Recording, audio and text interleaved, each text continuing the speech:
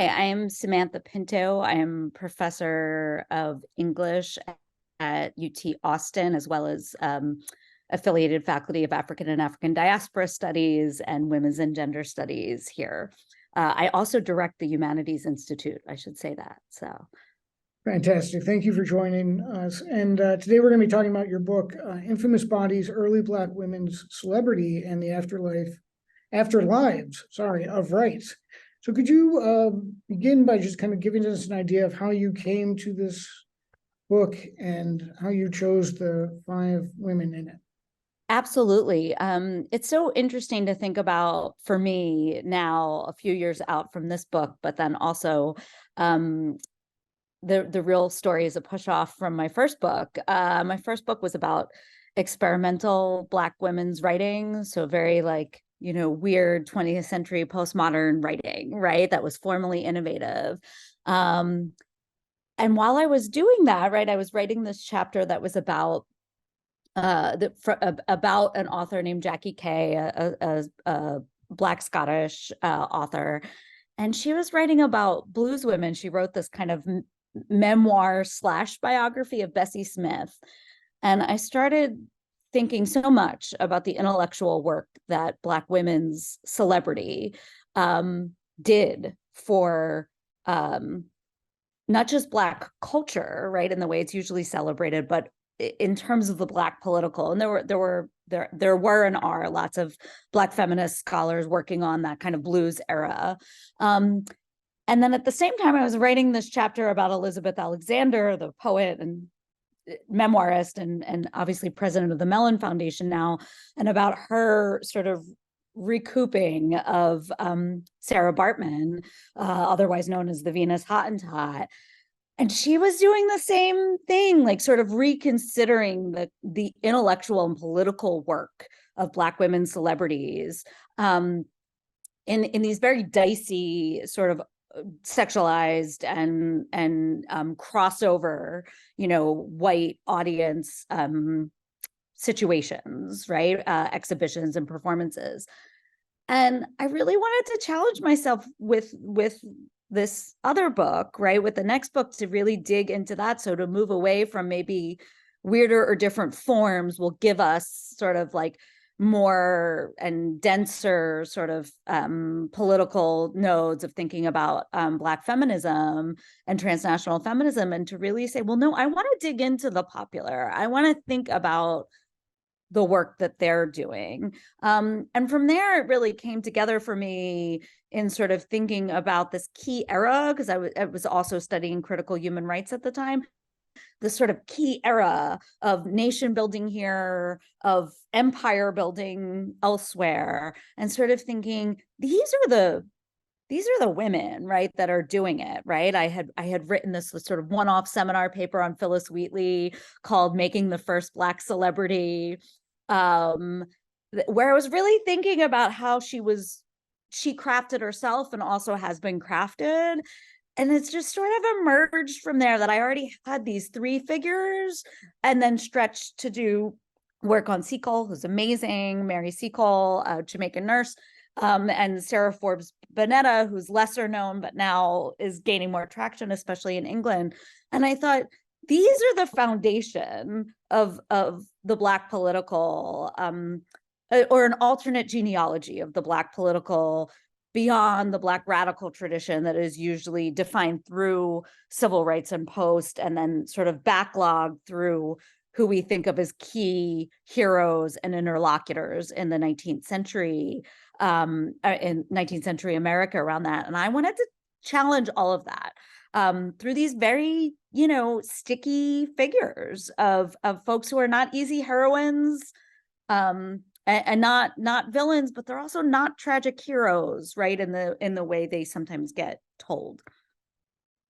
Yeah, and I think before we get into Sally Hemings, we should probably offer a trigger warning, because we're going to be talking a lot about some of the kind of rape culture and sexual assault. So Absolutely, there's no way to talk about it without talking about sexual violence and the difficulties of thinking through that when you think about their when you think about Hemings's long-term entanglement with Jefferson and his family and beyond. Before we get into that, though, I do Yeah. want to hit kind of something that your book really brings to the forefront and complicated my thinking about some of this too, which is you kind of frame all of this in a vulnerability, and how you kind of unpack that vulnerability is incredibly interesting. So maybe you could kind of talk about how you see it in relation to Hemings and also Bartman. Absolutely. And again, I was sort of studying critical human rights at the time, and there are lots of theorists of vulnerability there. Martha Feynman being biggest one. I always like to cite my sources because really she's doing incredible public facing work. This is not something that I'm not trained in legal theory, right? And I could pick it up. Sort of thinking about how do we come at rights, not from an entitlement, Thomas Jefferson kind of style rights, but from one that assumed vulnerability at its core. And then theorists like Kimberly Juanita Brown developed that like in their own work as well. So for me, vulnerability is core because I think so much of work, and you can understand it in my field in Black feminism and in Black studies, right, is really invested in agency, right, and in recovering stories of agency.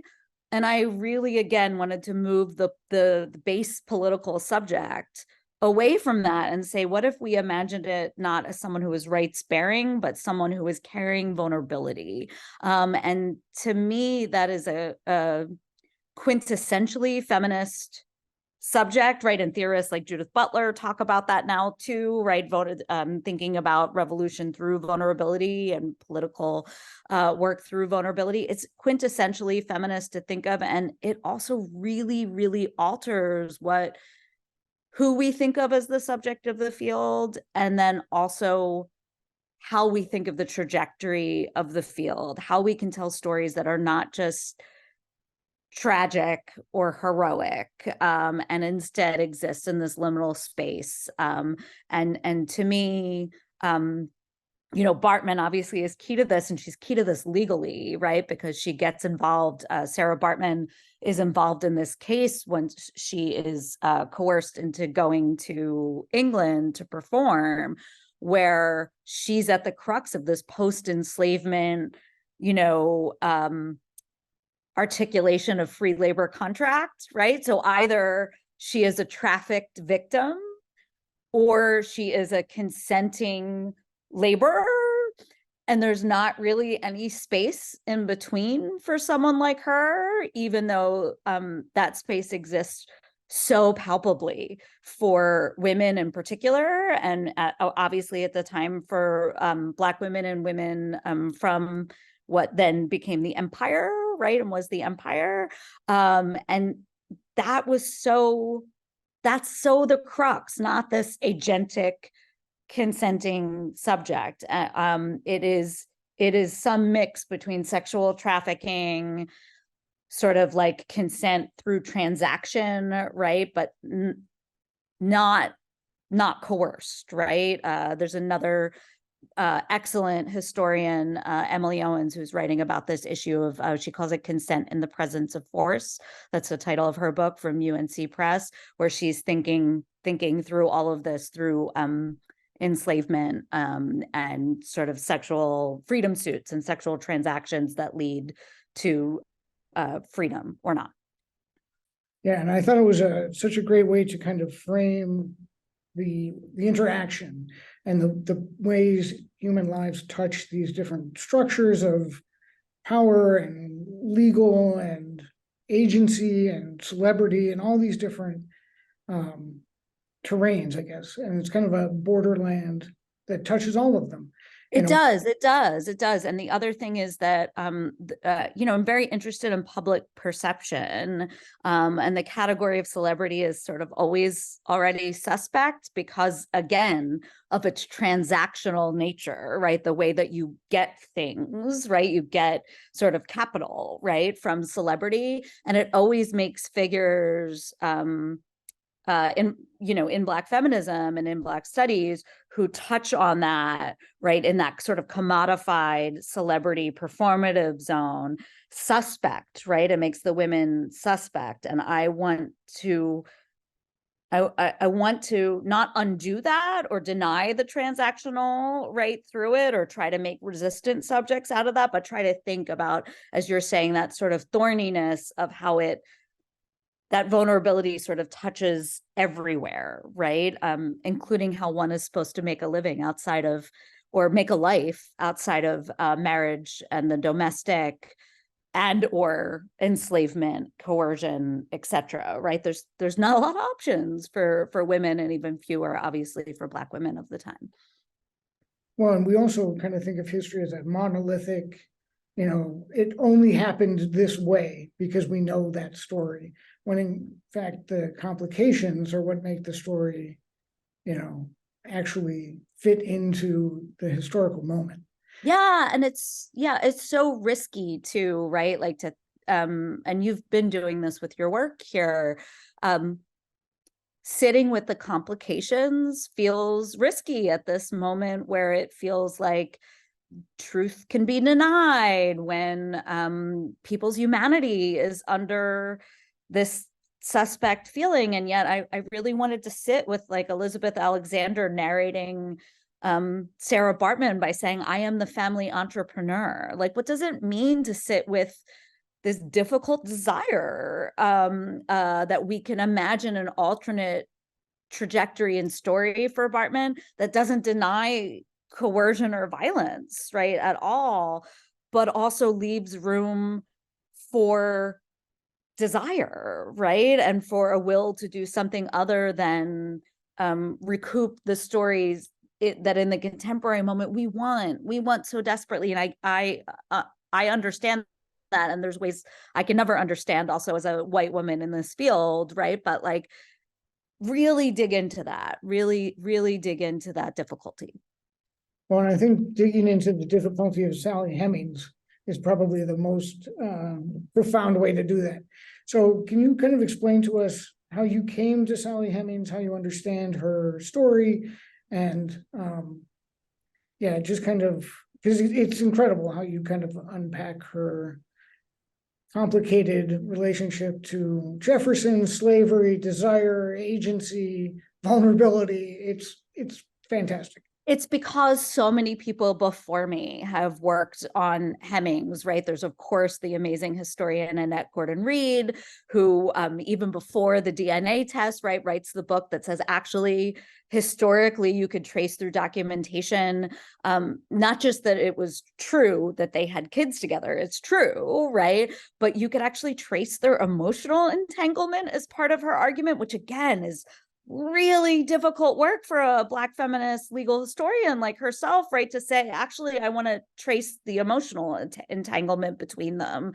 And so you see that kind of work, to folks like Sarah Clark Kaplan, who writes this great book about not so much about Hemings herself, but about the narrative that Barbara Chase Rabeau writes about her, who also writes a book about Baartman, right, that is really trying to renegotiate what does it mean to think about like autonomy and the erotic when we think about these coerced situations, right? What does it mean to write that in to our histories? And then the other thing I should say about coming to this chapter is with my fantastic former colleague at Georgetown when I was there, Laura Smith, we wrote an NEH grant to go to do this comparative, she's a political scientist, to do this comparative course on what is the human, or what is equality, and it was comparative US and African sort of political theory and cases, right, and films and books and other things. And part of the grant money from the NEH was to take our students for the term to Monticello, right, to take them on a day trip to Monticello as we're reading all of this stuff, as we're investigating how Sally Hemings and how Jefferson and his role as an enslaver are codified in this space. And that was actually truly remarkable, not just in this very obvious, when we first started doing that, it was still called the plantation tour. It was still very, they weren't quite there yet, right? Within the span of us starting this grant to the last time I went for the last trip before the book, they had transformed it into the Slavery at Monticello tour. They had an app where people were sort of reading documented narratives about enslaved life. They were not shying away from thinking about Jefferson's relationship to enslavement, let alone to Sally Hemings. And of course, now they've sort of excavated this room that they've termed Sally Hemings' room. There's some debate about whether it was actually her room, right? But tried to mark, right, the sexual violence and coercion involved, to try to mark the kind of labor, the sexual labor and domestic labor involved in her position. And all of that is like this sticky celebrity stuff, right? It's very good that American history is not being taught the way it used to be in these very, very public sites. And it's clearly also, there is a new market for American history, and there is a new market for Sally Hemings's story. That is different even than the like 80s and 90s boom in Sally Hemings miniseries, right? Where we also had to see a different version of 14-year-old Sally Hemings being seduced by Jefferson that was like highly sexualized and problematic. Right here now we've got a totally different version of the story, and there being a market for it. Right. I'm fascinated by that. I'm a lit scholar by training. For me to see the way Sally Hemings as a figure gets operationalized in different contemporary political moments is fascinating, especially because, William Wells Brown writes Clotel in the 1850s and is totally like, oh yeah, we all know Sally Hemings was with Jefferson and she had kids. Like I call it the open secret. I use that kind of theory, the open secret. It's like everybody knew. No one denied this was not new. And this was not a Gordon Reed writing in the 80s, right? Like that told us all this, right? Everybody knew.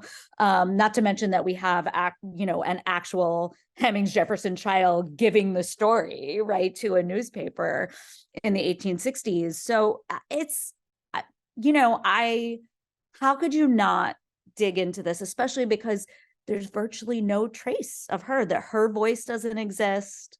She's barely in the logbooks even, and Jefferson is a devoted record keeper, debates about whether he purposely kept her out or whether his child came in later, his child with Martha, his white wife, came in later and excised, right, all evidence. It's a mystery that's not a mystery. It's fascinating, and it is seated at that very, this is why Hamilton is so fascinating, at this very moment where folks are theorizing the rights of man. How could you not think this is involved? How could you not think that this is so deeply imbricated in life, liberty, and the pursuit of happiness, and both really obvious who is that subject that gets those ways, and really non-obvious ways, right, that involve such deep vulnerability acknowledged, right, all around Jefferson and acknowledged by Jefferson himself, even as he's an enslaver. Well, there also seems to be this primary fear of recognition. So, and it talks, and I think it is located in that vulnerability you talk about, because, if everyone knew about Sally Hemings, how did we forget her? How did we erase her?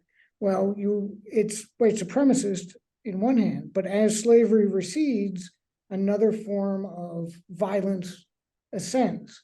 So it's this constant battle, I think you're saying, between like loud narrative and fight against erasure. And that agency is where that, like, in between those two is where Hemming's agency comes in, not only for the Yeah. industry, but also her as a person navigating being 14 to a 40-year-old, dealing with a powerful enslaver and rapist, all these complications, and yet there's a human girl standing in front of this guy going, okay, now what's next? Right. How do I negotiate this? What is this? What does it mean that she's third generation sexual enslaved labor, right?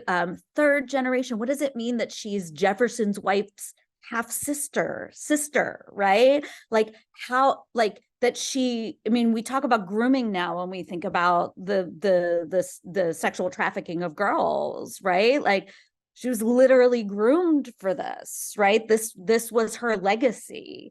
How do you think about that legacy as labor and as exploitation? And then when we retell the story, how can we as a public look at, yes, the white supremacist story that's very loud and also attempting to erase, right, or alter, but also look at the marginalized narratives from marginalized communities that also want to repurpose and reshape, right? And for me, that's always what I'm, really looking at, partially because other people are doing this great work to excavate the white supremacist side of things, is to say, like, yeah, let's take that as a given, man. They turned her room into a bathroom. Like I say in the book, like, you can't make this up, right? You can't make up how horrific the erasure is, right? So what have Black folks done with that erasure? How have they either not let it happen or repurpose some of that, including, some of the performers that have played her, right? Like Tandy Newton, right? In the Merchant Ivory production of this, right? The movie in the early 90s, right? Gwyneth Paltrow was the daughter, right? Was Jefferson's white daughter, right? And it's fascinating, right? To think about those stories and how imbricated they are, as well as to think about her as an actual subject, right? An affective subject with her own family history, that we can never have access to that interiority. How do we start to make it up, right? In that kind of critical fabulation, that's Cydia Hartman's term, way. How have we made that up? How have we been making it up? And what does that say about the political moments in which it is being remade, right? Yeah. Well, one of the ways we make it up, and we meaning a white culture and white supremacy, is that Yes. we erase her, Sally Hemings, blackness and say that she may have been really light skinned and had straight hair and looked more white. And that's one way that we make sense of what happened. And it's kind of like erasing the slavery part of it, by, well, she was mostly white. But then when you look at the Hottentot Venus Bartman, the exact opposite is happening, where they couldn't make her Black or African enough.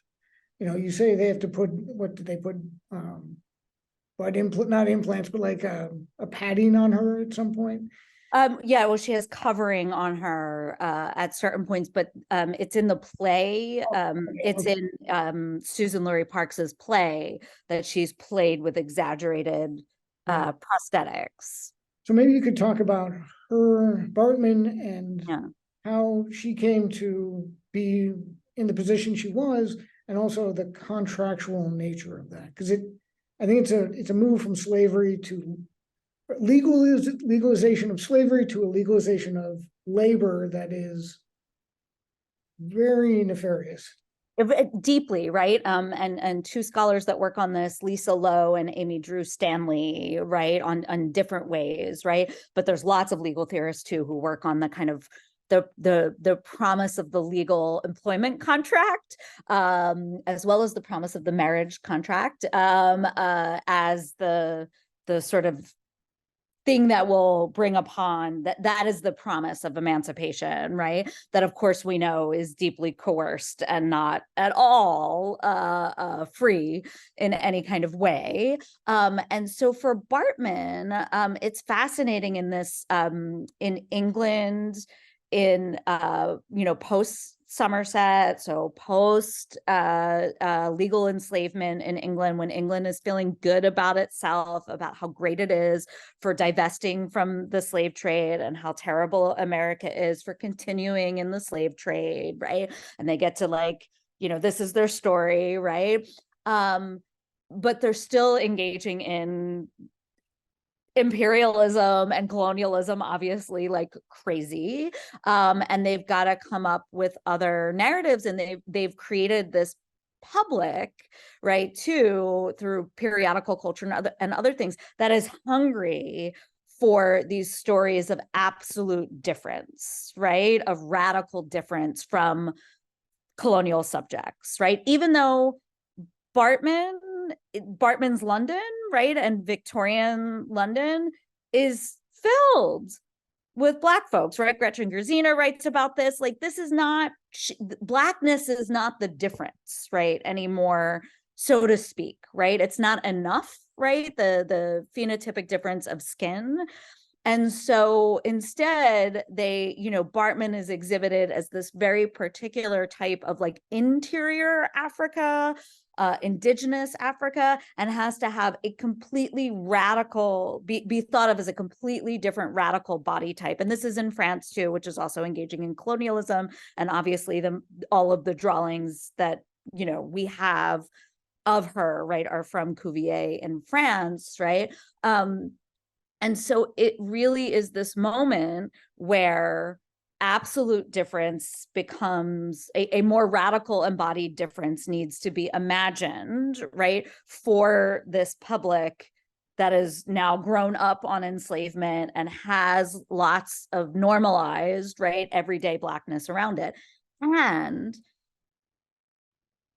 trying to understand how labor is working in the colonies post-enslavement also needs a narrative. And she becomes this really, in many ways, unlikely figure, right, of this post-English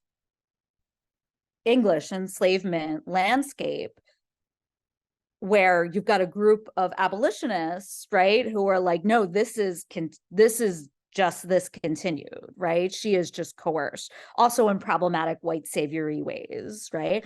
And then on the other side, you've got this group that's just like, I'll produce a contract. You want me to produce a contract? Here's a contract. And she speaks multiple languages. She'll testify. She'll say, I signed a contract, right? Because what are her options? Where is she going to go if she says, well, this was coerced? Well, actually, I was, sexually violated and made into this person's property back in Cape Town when I was already doing work in town, because my own people were decimated, right? Completely decimated by colonialism, right? Now I'm going to come here. These are my options. Like, where am I going to go? So she's going to narrate herself as having a contract. And then, of course, right after this trial, where her labor contract is the thing that's under concern, one of her main captors, right, just marries her, because that solves all the problems. He could do whatever he wants then if he marries her.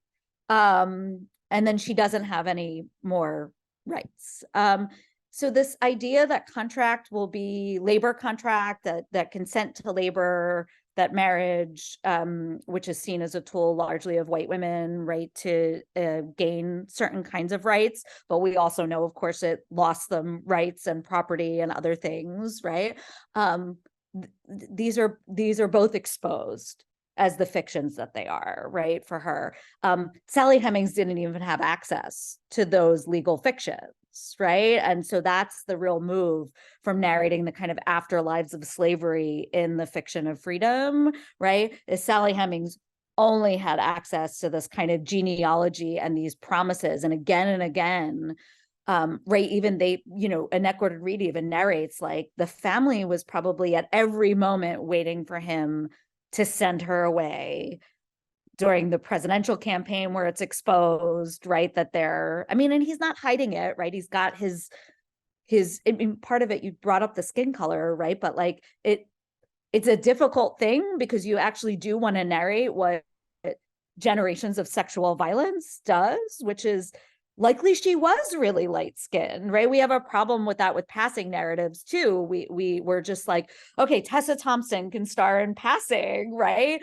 Nicole Kidman should star in Passing, right? As in, not really. I understand the reasons why we wouldn't want someone who does not identify as Black to do that, but we as a culture have a hard time not imagining racial phenotypes being different than what we think, right? And that's a way of encasing biological race and racism to also erase sexual violence, right? So it's actually really interesting to think about Sally Hemings and be like, well, actually, right, she's again third generation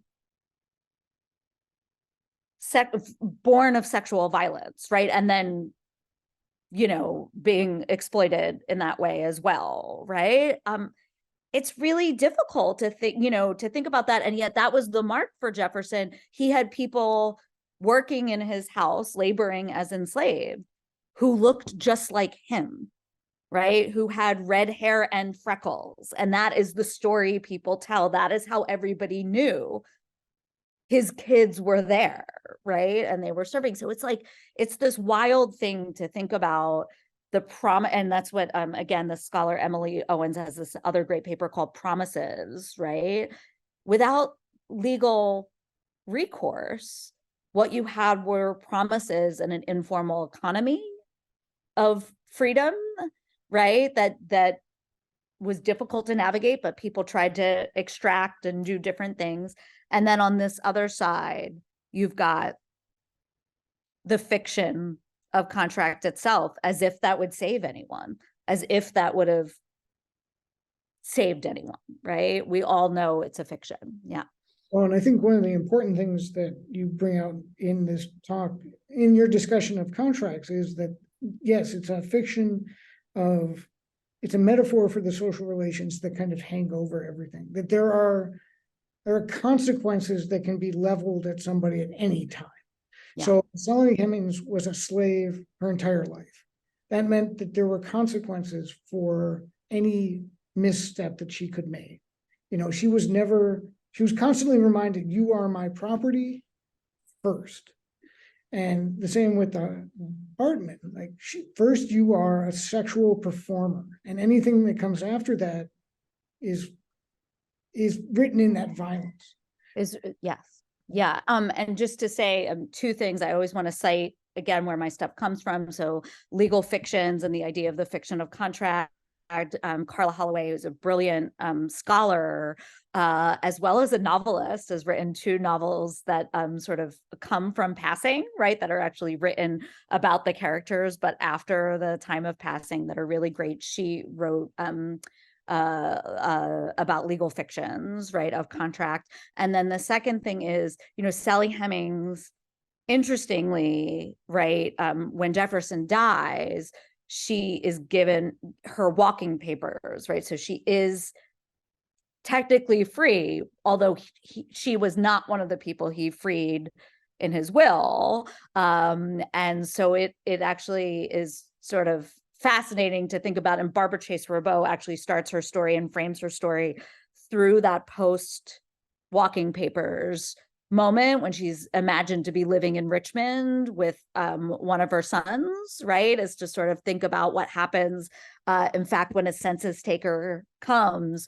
and doesn't know whether to classify her as white or as Black, right? So it's, again, sort of this moment of illustration of sort of thinking about what does freedom even mean? She wasn't given freedom.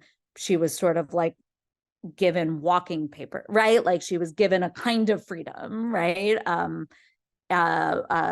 Something akin to freedom, right? As Harriet Jacobs calls her own choice of sexual liaison, right? Like it's It's so why it's no, you can understand why so many people, and so many African American and Afro diasporic authors and artists want to make something out of this and try to figure out what stories come from this, because it's an origin story, right? Well, I think, yeah, I think that's a good place to kind of wrap it up, in that I'd like you to kind of tie these threads together as far as like, especially Black women's sexuality within this kind of liminal space of either or, not, and present, and all that kind of vulnerability that we were talking about before. So Absolutely. And I just want to say again that my field, I consider myself a student of Black feminism, but African American women's history and Afro diasporic women's history, particularly of enslavement, has done amazing work on this, but even post-enslavement. So folks from Evelyn Hammonds to Darlene Clark Hine to more recent, and Deborah White, there's all kinds of folks doing work on this, Jennifer Morgan, to more recent folks like, as I have cited, Emily Owens, Jessica Marie Johnson, Marissa Fuentes, are trying to work out, have all been working on, how do you work this out? How do you call it rape? How do you call it sexual assault? And also, how do you question ideas about pleasure, about consent, about desire, and about labor, right? To really acknowledge it as work, right? As a kind of work that doesn't evacuate consent in the same way that you could sign a labor contract and still be forced and coerced into doing labor you don't want to do and is not good for you, right? How do we talk about this when we talk about a category of people who was legally, categorically not able to be raped, right? Because rape is a legal category, right?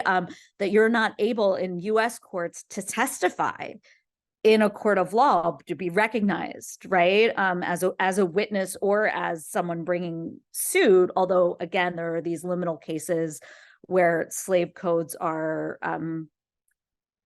more fluid, like in New Orleans, where multiple different kinds of law come into play at different points, right? Before things are federally codified. For me, I think it's really powerful to think about the way that, and again, Emily Owens does this, commerce and transaction and labor are always a part of the story of Black women's sexuality. And that doesn't turn them into bad subjects, and in fact should make us really question what the roots are, as many people have, around respectability politics. What are the roots for Black women as political subjects and as sexual subjects? How are they stitched together through sexuality and through public displays of sexuality? Almost always racist, right?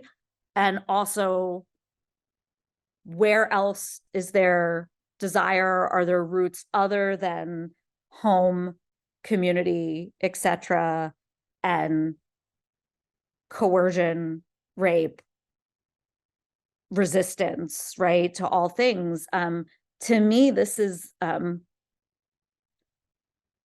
Black feminist living. This is life. This is how Black women have made a way out of no way, as various theorists have thought about it. And there's no need to romanticize that. It's really difficult, but I also think it gives, that vulnerability gives us paths through to thinking about subjectivity today that is imperfect, that is always compromise, never pure, right, in whatever way we want to think of it, and that thinks about the most vulnerable among us first as the subject of law and rights, not that law and rights will save us, right? Rather than thinking about how can we all ascend to Jefferson?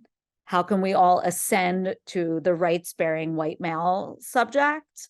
which is not to say we shouldn't go for change, right? And so-called progress, but what would it look like if our political goals were just more about vulnerability, right? And about, if not protection, then care, and remedy, and ways of understanding the political that aren't about risk elimination, but mitigation. It's not very fun to think about, but I think it's a place where a lot of women live, and I certainly think we learn from the history of Black women and Black feminism that that's a way through. Yeah, and hopefully a site of change, as you said. So, Deeply. It's not giving up on change. It's change through another route. So we don't need ideal subjects, right? And we see this when we are dealing with BLM as well, like, and with carceral reform, right? Which is just like, I think, or with, the post-Dobbs landscape, we all want purely innocent folks, right, to come through and be our models. And I think that we need those stories of real lives and of lives that were touched, where Black children are killed and whatnot. Like, no one, as I have to say to my children all the time, like, no one deserves to die, right? Like, how do you say that, right? And really mean it and really center your politics on that. And it's not totalizing.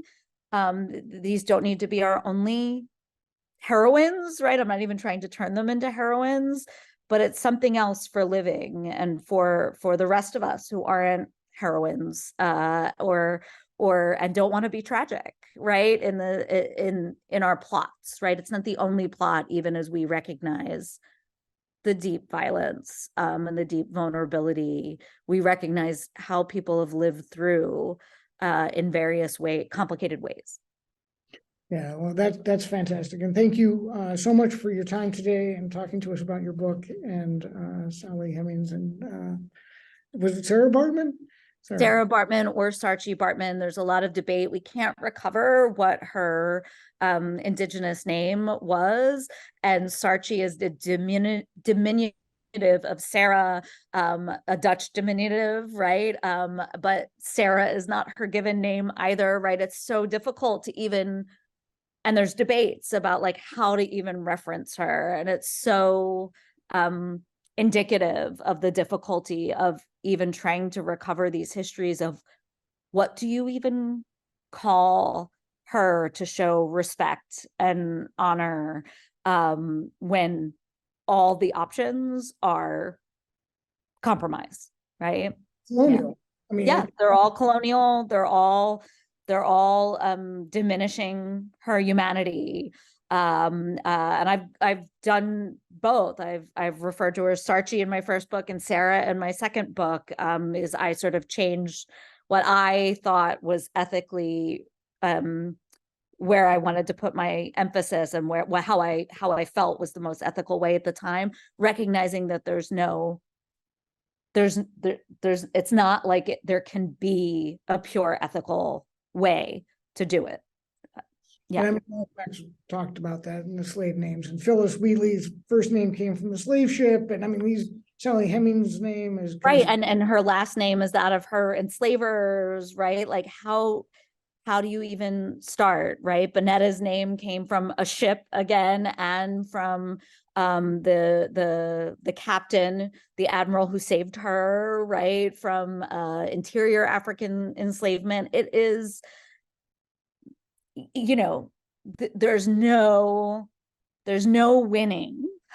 right. There's only trying to tell the stories in the most ethical way we can at the moment, and also knowing that we'll get it wrong, that it'll change, knowing for myself that I'm never the best person to tell the stories, even if I feel compelled to, right, as a white woman in my field, right? Like knowing that there are limits, and trying to do what I think is the most ethical and shines a light on other people, not myself, in the best way possible. And I just want to say I see you doing that with your series and with what you're doing with your work with the library as well, and really expanding how we think and talk and read about these issues.